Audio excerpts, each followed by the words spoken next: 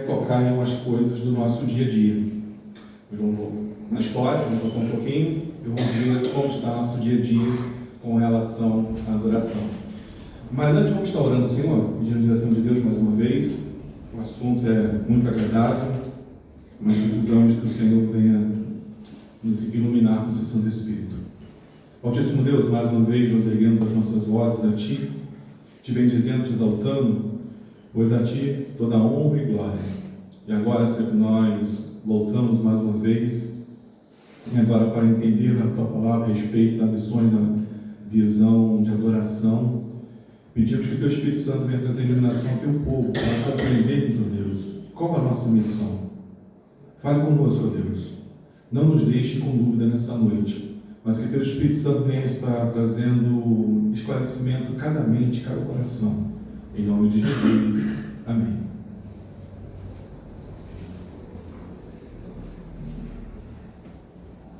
Bom, vamos lá. Missão na perspectiva reformada, e eu vou falar sobre adoração.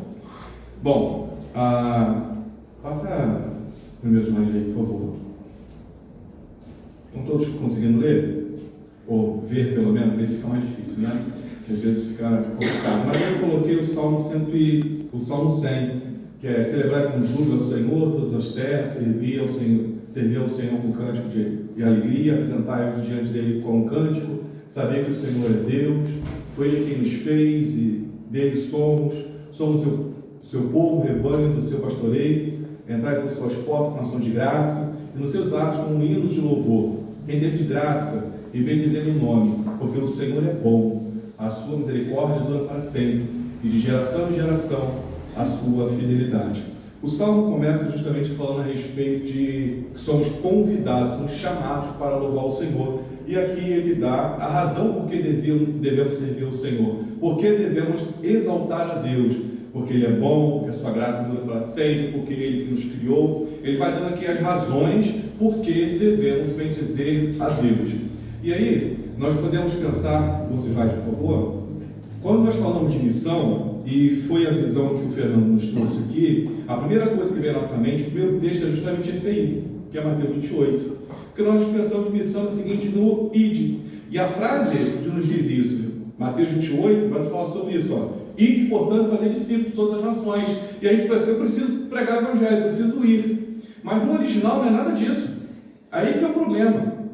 Porque o id, no original, e eu estou falando no grego, a ideia não é a ideia de um gerúndio, é de indo, caminhando, conforme você vive. A ideia é essa, conforme você vive, conforme você fala, conforme você se expressa, no teu caminhar, no teu dia a dia, é que é para você fazer discípulo. A ênfase não é no id, é no fazer. É no fazer discípulo. E fazer discípulo, primeiro, não é seu discípulo, é discípulo do Senhor. Ele diz, e portanto fazer discípulo de todas as nações, batizando no Pai, do Filho e do Espírito Santo, agora ensinando-os a guardar todas as coisas que vos tenho ordenado. É assim que se faz discípulo. Quando os textos estão dizendo aqui, ensinando a guardar, não é somente você ler a Bíblia. Eu conheço todos os versículos.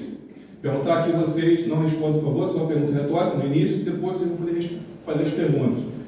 Um versículo bíblico, Salmo 91, Salmo 93, você vai citar um monte de versículos. Acredito que vai ter gente que cita textos completos. Mas não é somente guardar esse versículo. Guardar, a ideia é de você obedecer. Não adianta você conhecer a Bíblia, porque Satanás também conhece. A diferença entre nós e ele não é que ele guarda e nós não guardamos, ou vice-versa. É que nós obedecemos e ele não. Essa é a diferença. E o que o Senhor está nos chamando é justamente para ensinar homens, mulheres, de todas as tribos, línguas e nações, a guardar e obedecer a palavra do Senhor.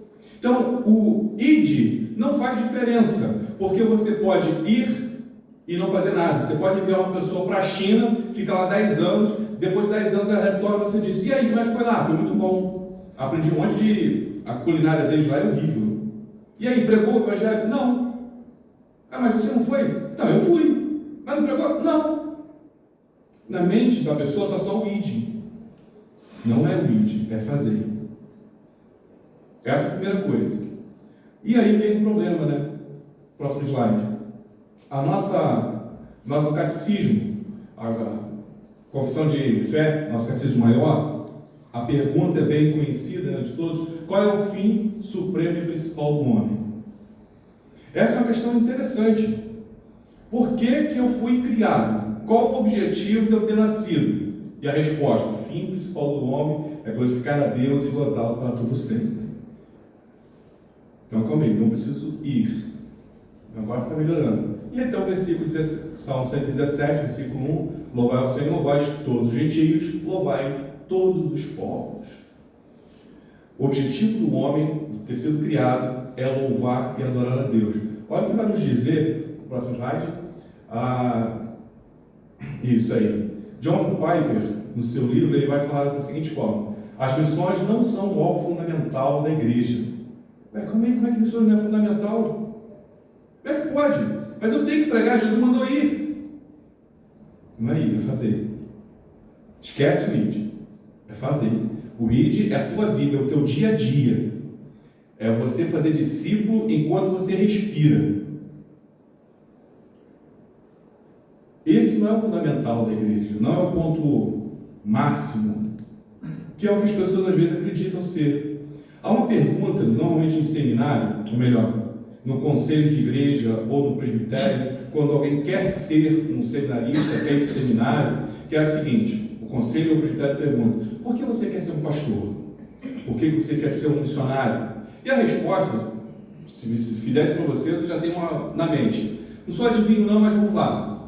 Eu quero ser porque fui vocacionado, me sinto vocacionado, me sinto chamado por Deus. Eu quero ser um pastor, um missionário, para pregar o evangelho para os perdidos, por amor aos perdidos, por amor ao homem perdido. Está legal, mas não é a resposta correta. Tem nada a ver, porque essa não é a missão fundamental da igreja. A missão fundamental da igreja é adorar o Senhor, porque a missão vai acabar. E é isso que Paulo está dizendo: a missão vai acabar de pregar o evangelho, isso vai cessar. Quando Cristo voltar, nós não estaremos mais aqui. O Senhor restaurou todas as coisas. Para que vai se pregar o evangelho? Mas a adoração vai continuar. Não é isso que lá em Atos ou Apocalipse vai nos ensinar? Que nós estaremos, a ideia no nosso vocabulário seria, para entender, dia e noite diante do Senhor, louvando e adorando. Então a adoração, ela não cessa. Ela é eterna. Agora a missão sim. Mas por que nós então temos que pregar o evangelho? A adoração é a missão da igreja. Por que nós temos que pregar o evangelho? Para fazer adoradores. E ao mesmo tempo, porque nós não somos adoradores. Porque se fôssemos adoradores, os homens viriam até nós. O Senhor ia trazer. E o Senhor traz os seus. E nós vamos entender isso um pouco mais. Vamos lá. No século XVI, os reformadores, eles passaram por esse processo, por causa da liturgia, do culto a Deus.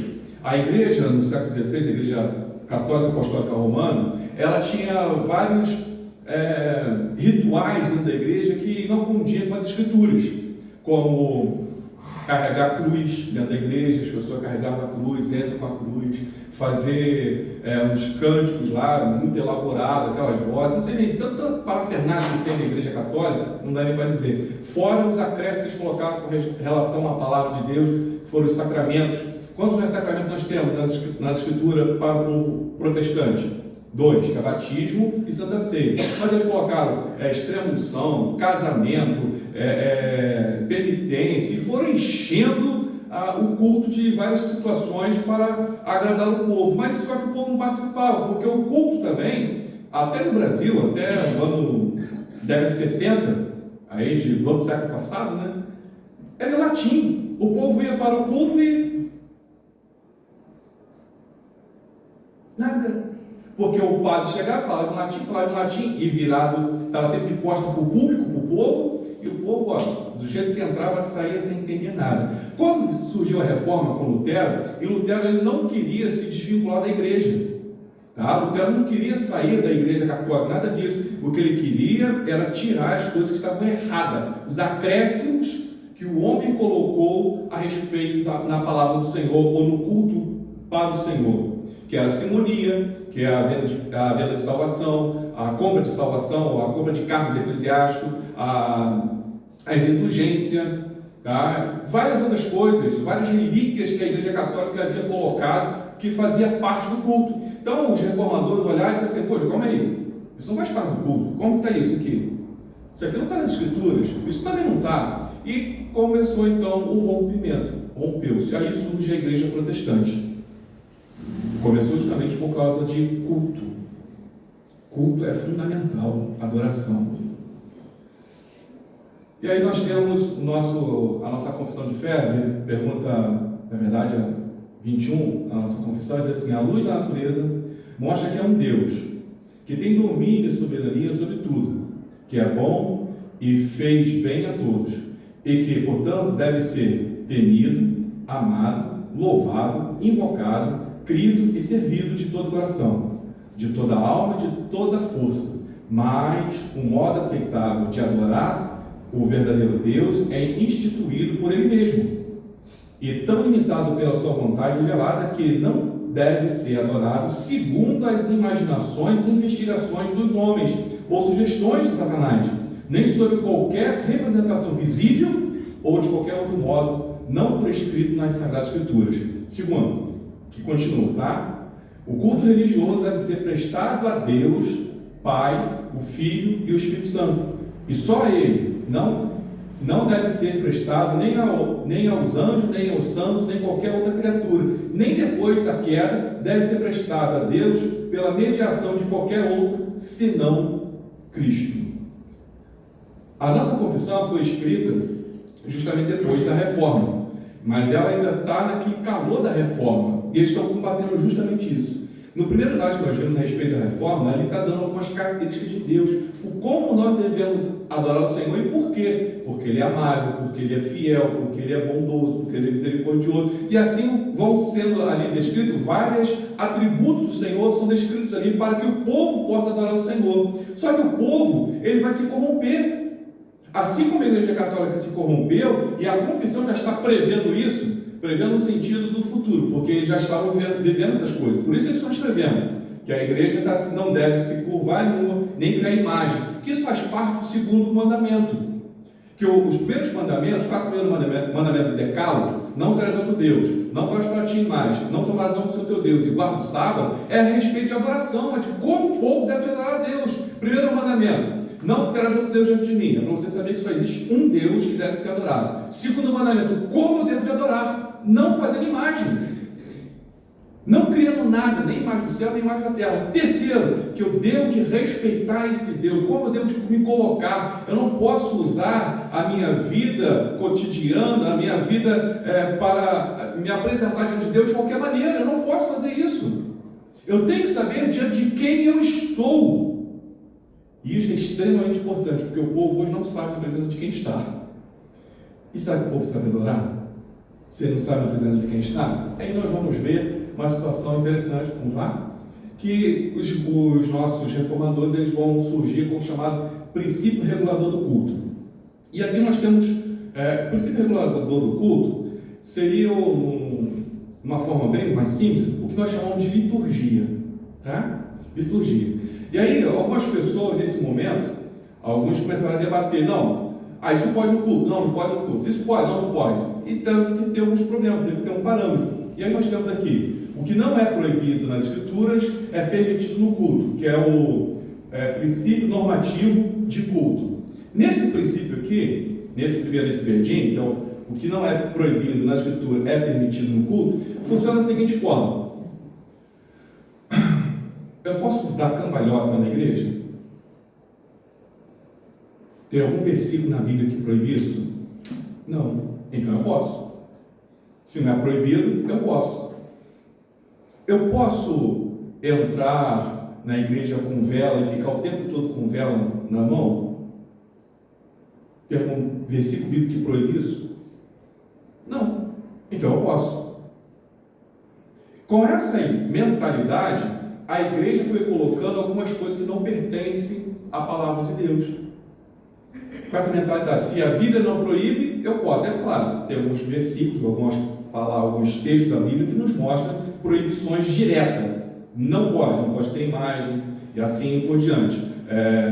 Mas tem outras que não há. como esta, não é proibido, não tem proibição de você pular, de você dançar, de você gritar, de você espernear, não tem problema nenhum.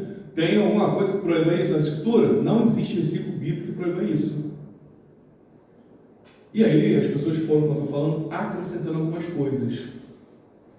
Que eu dei o exemplo da Igreja Católica, que foi colocando, a pessoa entra na Igreja Católica, não sei quantos já foram, quantos já participaram, mas normalmente na missa, a pessoa, os diáconos, os padres, alguém entra com uma cruz durante um culto, entra com a cruz, vai lá na frente, o povo fica adorando e tal, mas aí depois tem igrejas que colocam o candelabro, entram com a arca da aliança na igreja. Não é proibido. Se não é proibido, é permitido. Esse é o pensamento, mas não é assim que funciona. Olha o outro lado. Apenas o que é ensinado nas Escrituras é permitido no culto. E aqui o negócio fica diferente.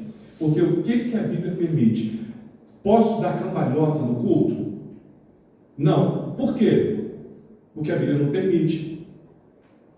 A Bíblia diz que você pode fazer isso? Não. Tem algum versículo que ela diz assim, você pode entrar dando cambalhota? Não, não tem. Nem no Antigo, nem no Novo Testamento. Tem algum versículo na Bíblia que diz que você pode plantar bananeira? Que você pode rodopiar? Que você pode entrar com vela na igreja? Ficar o tempo todo segurando uma vela de 3 metros de altura? Não, não tem. Não há um versículo que permita você fazer isso. Que diz assim, faça. Então, se a Bíblia não diz, você não pode fazer. E aí é a questão de ser direto ou indiretamente a expressão. Por isso, nós chamamos o princípio regulador do culto, porque a igreja deve adorar a Deus segundo as suas próprias normas, segundo o que a própria palavra do Senhor nos diz. Próximo slide. E aí nós vamos ver algumas coisas. Quando o homem adora segundo o seu coração, quando o homem adora segundo o primeiro slide, o que não é proibido é permitido. Aí nós vamos perceber como que acontece isso, e nós temos o primeiro exemplo, que é de Caim e Abel. Gênesis capítulo 4, versículo 3 a 5. Diz o texto assim: aconteceu que no fim de uns tempos trouxe Caim do fruto da terra uma oferta do Senhor. Abel, por sua vez, trouxe das primícias do seu rebanho e da gordura deste. Agradou-se o Senhor de Abel e de sua oferta, ao passo que de Caim e de sua oferta não se agradou. Irou-se, pois, sobremaneira Caim e descaiu o semblante. O que o texto está nos mostrando? Ali a questão é como eles se apresentaram diante do Senhor, se é adoração, se é culto. Caim está nos dizendo, o texto está dizendo que ele é o filho mais velho, lavrador, e apresentou uma oferta. E Abel lhe apresentou sangue. Pela estética, eu já fiz isso aqui uma vez na escola dominical, aquela mesa ali é espetacular. Nós já desfrutamos um pouquinho. Agora, bota uma bacia de sangue do lado. Para onde você vai? Para a bacia ou para aquela mesa ali? Esteticamente, aquela mesa ali é muito mais agradável. Mas o problema é que Deus, Ele não está preocupado com a estética, ou o que você acha bonito, ou deixa de achar, ou o que você acha feio. O que Deus se importa é que as pessoas obedeçam aquilo que Ele mandou fazer. Esse é o princípio de Deus. E o Senhor já havia determinado, e aqui por inferência, inferência, a ideia é que somente em Êxodo e Levítico nós vamos encontrar que o Deus vai dar a ordem para ser os sacrifícios serem sangue derramados. Lá em Hebreus capítulo 11, versículo 4, está dizendo que Abel, pela fé, isso é extremamente importante, pela fé, ofereceu um sacrifício muito mais agradável a Deus, que foi derramamento de sangue. Hebreus capítulo 9 ainda vai nos ensinar que sem derramamento de sangue não há remissão de pecados. E foi essa ordem que o Senhor deu diretamente para os nossos primeiros pais, e Caim não atendeu, Abel atendeu. Abel, ele levou o que ele tinha de melhor, ele levou dentro daquilo que Deus havia determinado, que é sangue. Isso é interessante. Abel não levou aquilo que ele gostava, aquilo que era mais agradável. Caim também, o texto de João capítulo 3, versículo 12, 1 João capítulo 3, versículo 12, ela nos dizer que Caim, o coração dele era do maligno. Por isso ele levou uma oferta qualquer. Tá? Aconteceu que no fim dos tempos, Caim, do fruto da terra, uma oferta ao Senhor. É uma fruto da terra. E o texto diz lá em João, 1 João capítulo 3, versículo 12, que o coração de Caim era maligno, era do maligno. Vê por que ele leva? Isso aqui serve. Deus aceita qualquer coisa. Deus conhece meu coração. Deus conhece a intenção do meu coração. Isso é um perigo. Vê lá Jeremias capítulo 17, versículo 9. É um perigo isso. Próximo slide. Eu vou falar sobre isso. Esse é um texto interessante. Coloca para a gente, por favor, esse texto de Êxodo capítulo 32, versículo 19 e 25. Eu vou narrar para vocês, mas Êxodo 32. Esse texto está falando o seguinte: após o Senhor ter dado as leis e ter dado justamente, a partir do Êxodo 25, como o povo deveria de adorar a Deus, Moisés ainda está com Deus no monte, e Deus fala assim: olha, o povo pecou.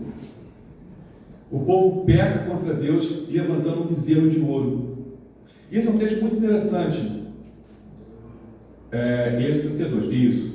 Versículo 19, acho que até 25. Logo que se aproximou do arraial, viu ele o bezerro e as danças. Está falando de Moisés, que desceu do monte. Acendeu-se-lhe a ira, arrojou das mãos as tábuas e quebrou-as aos pés do monte. E pegando no bezerro que tinha feito, queimou e o reduziu a pó, que espalhou sobre a água e deu de beber aos filhos de Arão. Olha que coisa assustadora para os nossos dias. Moisés não perdeu tempo. Como é que é? Vocês estão adulterando, vocês estão prestando um culto falso. Vocês não estão prestando um culto segundo as normas que o Senhor deu. Vocês vão sofrer as consequências. Ele derreteu o bezerro, botou o ouro, botou na água e disse: agora vocês tomam. Vocês não querem adorar? Então toma. Porque o povo está fazendo segundo aquilo que era no seu coração. Depois perguntou Moisés a Arão: o que te fez este povo? O que trouxeste sobre este tamanho pecado? Respondeu-lhe Arão: não se acenda a ira do meu Senhor. Tu sabes que o povo é propenso para o mal. Se o povo for deixado andar segundo o seu querer, isso aqui é um mal. Mas fazer o bezerro de ouro é bom.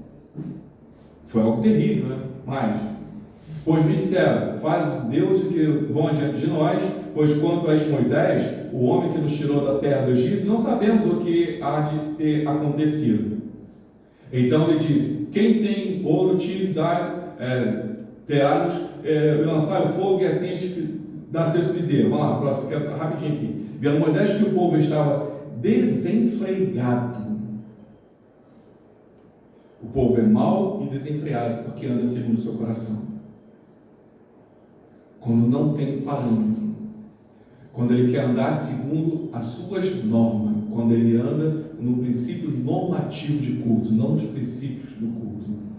Vamos lá, volta para o slide. Então, amado, nós estamos vendo aqui só como que é a adoração. Adoração é coisa séria.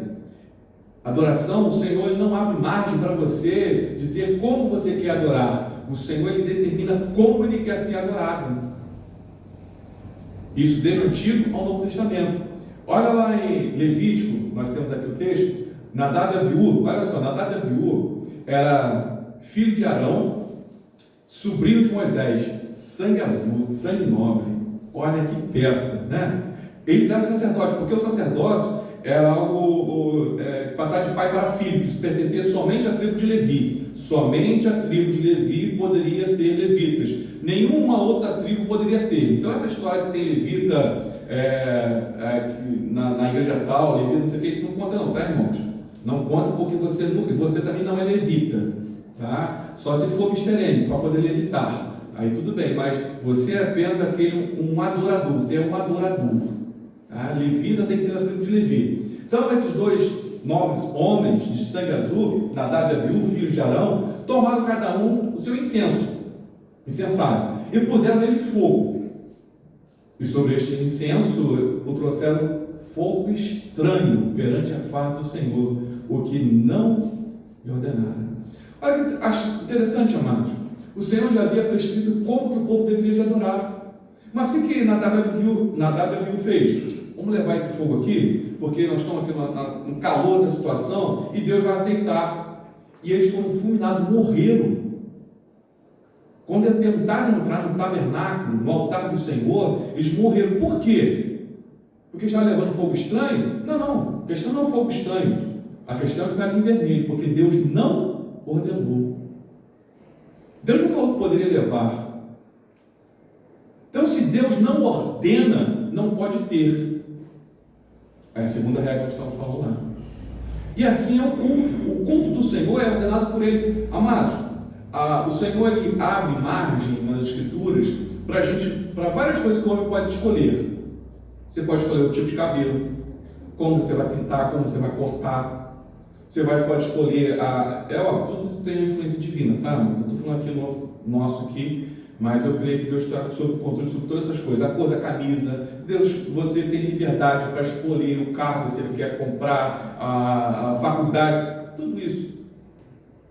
Como você vai construir hoje a igreja, não tem problema nenhum. Falando isso, nós não temos mais templo e nem altar, tá? Nós temos uma igreja, e no Novo Testamento a igreja somos nós, somos a pedra viva, e nós não temos altar, nós temos culto, é o máximo que nós temos. Por que eu estou falando isso? Porque às vezes a gente ouve muita gente falando aí, templo, altar, não tem nada disso. No Novo Testamento não tem nada disso. Mas aí o que acontece? O Senhor nos dá liberdade para isso. Eu resolvi, esse culto daqui foi eu que fiz. Eu resolvi fazer desse jeito. Ninguém falou comigo como tinha que ser feito. O Senhor não me prescreveu e disse assim, faça assim, não. Foi ideia minha. Mas o tabernáculo, quando é feito, Deus, quando está lá com Moisés, está com Deus no Monte Sinai, Deus mostra para Moisés o tabernáculo, uma maquete, tá? Lá em Hebreu você pode ler e entende isso, está claramente lá. Deus mostrou a Moisés a maquete do tabernáculo, como deveria ser. E especificou cada detalhe do tabernáculo como deveria ser. As medidas, as cores, até a roupa do sacerdote foi determinada por Deus. Tudo foi determinado. A madeira que seria feita, a arca, como seria feito, o ouro que seria derramado, tudo detalhado por Deus, porque Deus ele não abre margem para você escolher com relação ao culto. A ideia é a seguinte: Deus manda assim: vinde todos e adorai, todos os homens, vim na minha presença e me adoram. Aí você pergunta como? Aí Deus diz para você: você escolhe, me surpreenda. Deus falou assim: você vai me adorar assim, porque o adorador ele não tem esse direito de escolher adorar como ele quer. Ele vai adorar segundo as normas do Todo-Poderoso. Nadab e Abiú, ele passa por cima disso. Eles receberam a instrução e levaram o fogo estranho. Deus disse: eu não quero, isso não foi isso que eu mandei. Não aceito essas coisas na minha casa. Se não é decretado do Senhor, então não pode. Jeremias 7,31, você também vai encontrar justamente sobre essa ideia. O povo se desvia da presença do Senhor e levanta uma imagem, Moloque. E lá eles colocam os seus filhos. E os filhos ali são queimados, vivos. E Deus assim: eu não aceito isso, não foi isso que eu mandei. Esse não é o tipo de adoração. E o povo sofre as consequências. Quando o povo não adora segundo as normas de Deus, o povo paga, sofre alto. Rapidamente, Malaquias, se você não leu, leia. Eu sei que todo mundo conhece Malaquias, capítulo 3, versículo 8, né? Roubaram o homem a Deus, você roubaram no dia do pé, esquece esse versículo, tá? O Malaquias é um livro de adoração. É um livro que ensina o homem a adorar a Deus.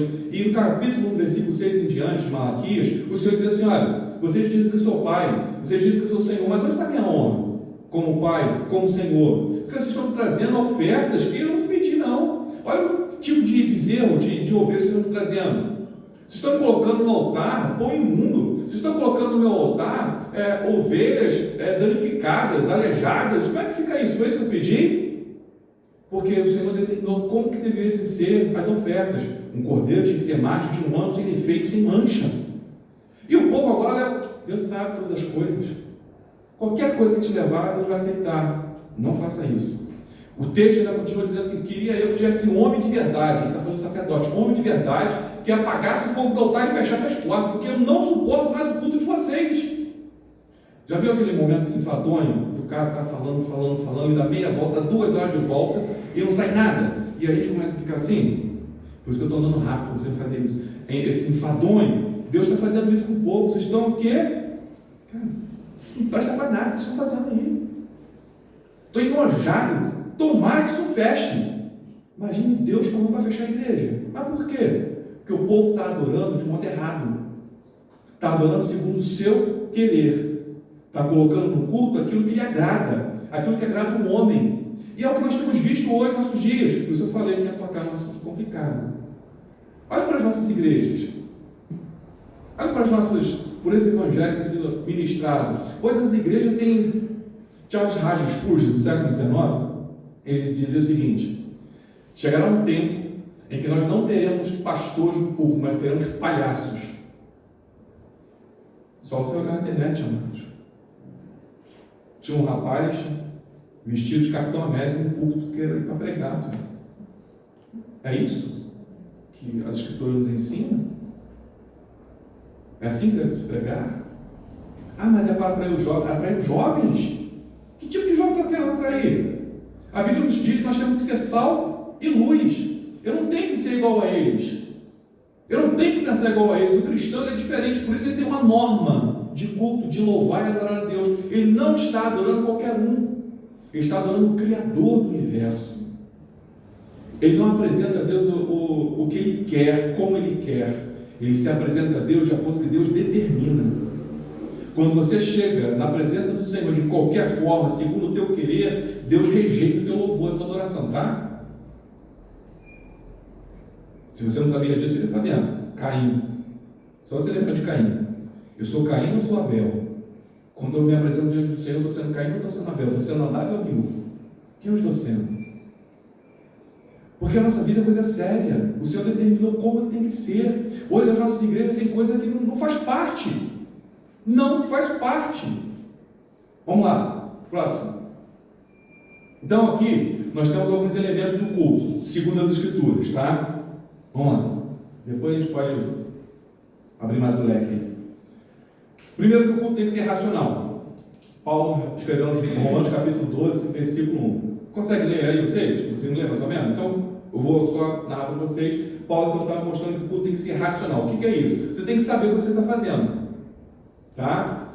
E até interessante que nós temos o costume, não é erro nenhum nisso, de quando orarmos fazemos o quê? Fechamos os olhos. Tudo bem. E a ideia de fechar os olhos é para nos concentrar, a gente não nada tirar a nossa atenção. Mas o correto nem é fechar os olhos. É estar com os olhos abertos, vendo que tudo está acontecendo. Inclusive do lado do seu irmão, e juntos você percebe, pô, meu irmão está louvando o Senhor. Está racional. Racional é você saber a música que está sendo tocada, que está sendo ministrada, a oração como está sendo feita, a pregação como está sendo ministrada. Racional, não é nada de ficar pulando, dando cambalhota, dando risada. As pessoas imaginam que culto é da seguinte forma: o culto hoje foi bom, né? Senti a presença de Deus, me arrepiei tudo. Culto emocional. Mas onde que a Bíblia está dizendo que o culto tem que ser emocional? Segundo as Escrituras, tem que ser racional, não tem nada a ver com emoção. Porque se for pela emoção, nós estamos enrolados, porque tem dia que a gente está com o nosso emocional que está complicado. Né? É difícil. Tem dia que você fala, nossa, Senhor, não dá. Hoje é um dia que tudo é difícil para você. Teu emocional está abaladíssimo, está terrível.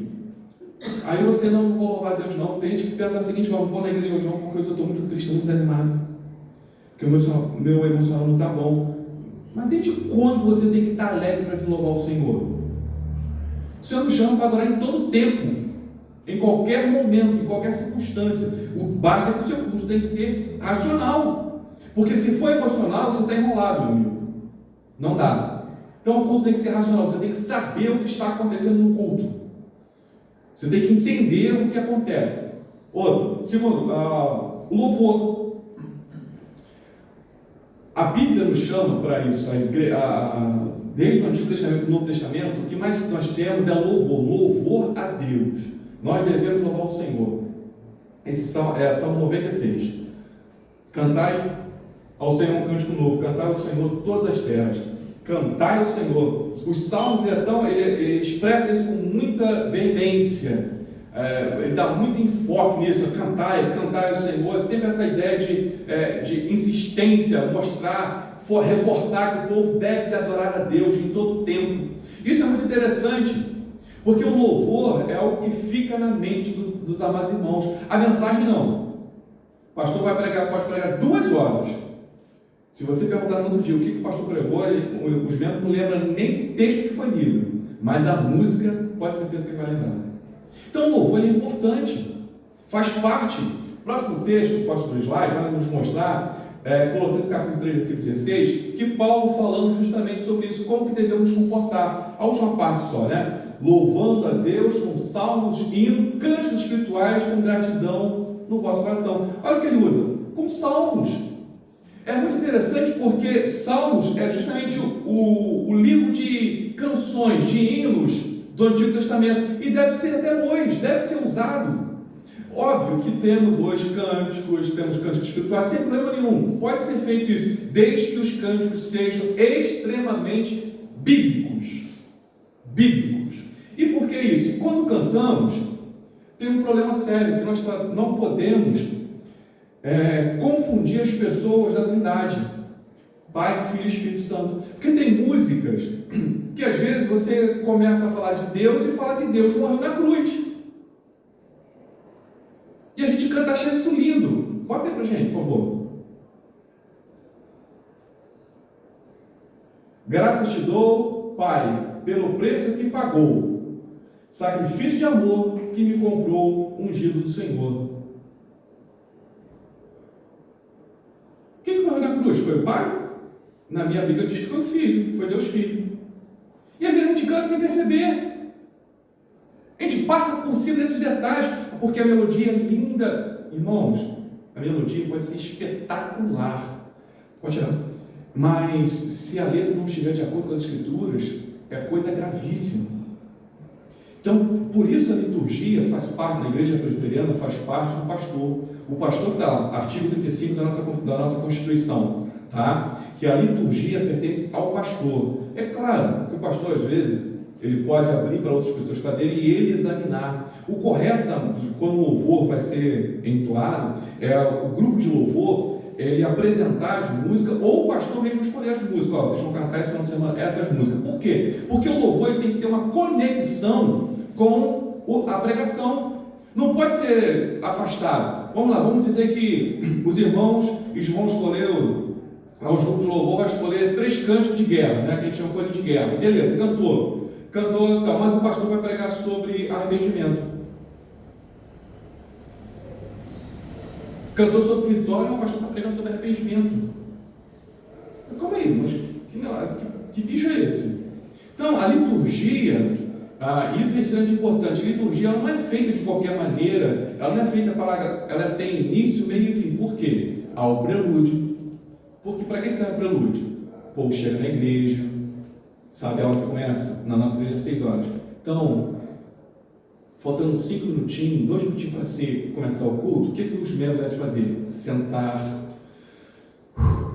acalmar o coração, respirar suavemente e começar a orar. Senhor, dá-me paz, leva meu coração até o teu trono de glória, que eu venha apresentar um louvor em espírito e verdade. Ele vai se acalmando, a mente dele começa a entrar no processo de, a gente chama de, para adorar a Deus. Mas como é que a gente chega na igreja? Corre para cá, de bagunça para tudo que é lugar, arrasta a cadeira, não sei o que e tal. Aqui acontece isso, não sei se nas igrejas dos irmãos acontece isso não. Talvez cadeira não, porque ela é banco, né? Se não mudou, é banco. Mas se bobear, sai arrastando o banco também. Sai atropelando tudo. Isso eu sei que acontece só, me permitiu já que pular na cabeça, só nas nossas igrejas, nas outras não, tá? É mentira minha? Eu estou exagerando? Não é assim? As pessoas não têm o menor respeito. Quando começa o culto, as pessoas ficam ali fora, atendem o telefone, conversam para tudo que é lugar, nem respeito, está orando. Espera ter a oração terminar para depois entrar no culto. Para depois entrar, não, sai entrando de qualquer maneira, está conversando, bom dia, boa noite, boa noite. Não é assim. Então, o que eu falei, liturgia, prelúdio. Aí começa, tem a chamada, a adoração, lê-se o versículo bíblico, ou uma oração. Aí depois passa para os cânticos. Aí vai diversificar. momento de contrição, lê-se um texto da palavra do Senhor, mostrando, de preferência dentro da lei do Senhor, mostrando que nós somos pecadores. Depois um texto que vai mostrar que nós somos perdoados. Depois mais um texto lido para o povo louvar e bendizer a Deus. Aí ora-se de novo, pode ser chamada oração pastoral, que é uma oração mais longa. Não é muito costume nosso fazer isso, mas o ideal seria uma oração mais longa, colocando toda a igreja, a necessidade da igreja. Depois uma oração, mais uma vez, por iluminação, para o Senhor trazer iluminação ao povo de Deus para entender a compreensão. Pronto. E nada de ficar dando oportunidade, porque às vezes a gente chega no final, que é algo interessante, né? Pastor, prepara a liturgia e chega o irmão Fernando, pastor, eu quero dar um testemunho hoje. Como é, Fernando? Assim, o que você vai dar testemunho? Eu falo para ele. Ele vai dar um testemunho. Olha, eu fui fazer uma prova, e é uma prova muito difícil para entrar no mercado aí, e o irmão foi e me deu o resultado da prova. Isso é fato, tá, irmão? Me deu o resultado da prova, passei. Isso é testemunho ou testemunho? Ele colou. É complicado, né? Ou então vai cantar, irmãos. Aí, pastor está lá com a liturgia pronta lá, o irmão geralmente fala, pastor, eu quero cantar. Aí o pastor dá o microfone, aí vai cantar. Quem me passar na prova não me ajudou, quando me ver na bênção vai se arrepender. Música de vingança. O crente está se vingando. Está esperando a oportunidade, está esfregando a mão para ver a música de vingança. Ou então quero subir mais alto. Aquela música aqui, eu quero subir mais alto. E depois, como é que é? Chamar a atenção de Deus. Irmão, se você chamar a atenção de Deus, vai ser fulminado. Não dá. Não dá. Porque nós somos pecadores. Deus nos vê, mas sobre a sua vida ele está o sangue de Cristo. Porque se você estiver sem o sangue de Cristo, você vai ser fulminado pelas pessoas que querem cantar. Então, assim, tem que ter uma liturgia adequada. O pastor faz a liturgia é para que a igreja possa entender o que está sendo feito no culto. O nosso visitante às vezes não sabe o que está acontecendo. Então a liturgia tem toda uma sequência. Ela é importante por causa disso. Você pega toda a sequência e vai desembocar justamente aonde? No sermão. Desde o prelúdio, cada cântico, cada oração, cada texto lido vai chegar no sermão. Vamos lá, mais um pouquinho, senão eu vou agarrar aqui. Adoração.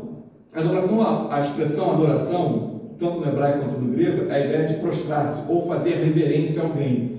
Então, quando nós chegamos diante de Deus para o adorar, nós estamos fazendo justamente isso.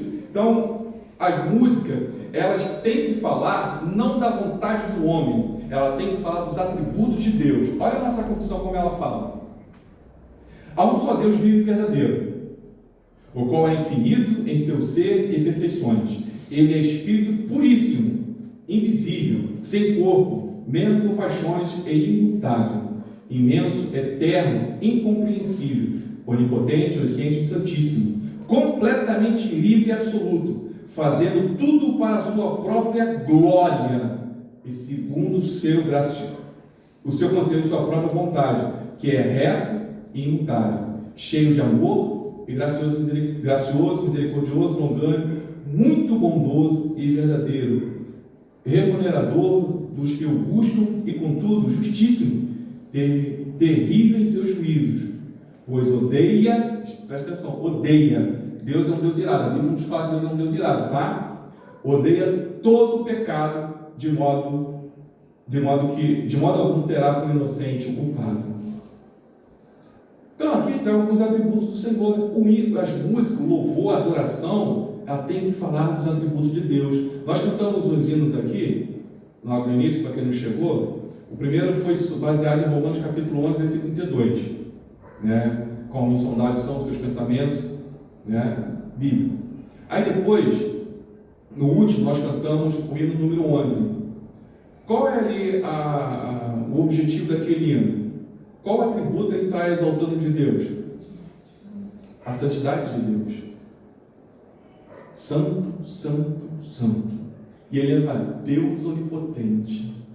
Ele vai expressar justamente dois atributos do Senhor. O louvor é isto.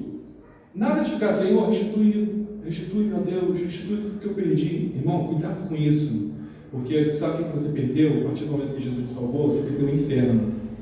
Quando você pede para Deus restituir, talvez você esteja pedindo o inferno de volta. Eu não acho legal não, tá? Eu, se fosse você, não faça isso não. Mas é o que a gente às vezes não quer cantar na nossa igreja. Porque a gente acha a letra muito bonita, mas não analisa. Nós não analisamos. Não há um parâmetro com a Escritura. A Bíblia não proíbe, então pode. Não é isso.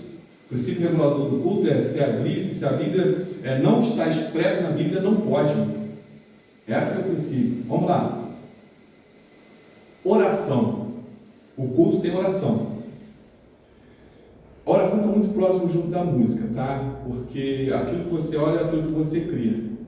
Jesus, em Mateus capítulo 6, ele vai nos ensinar justamente a orar.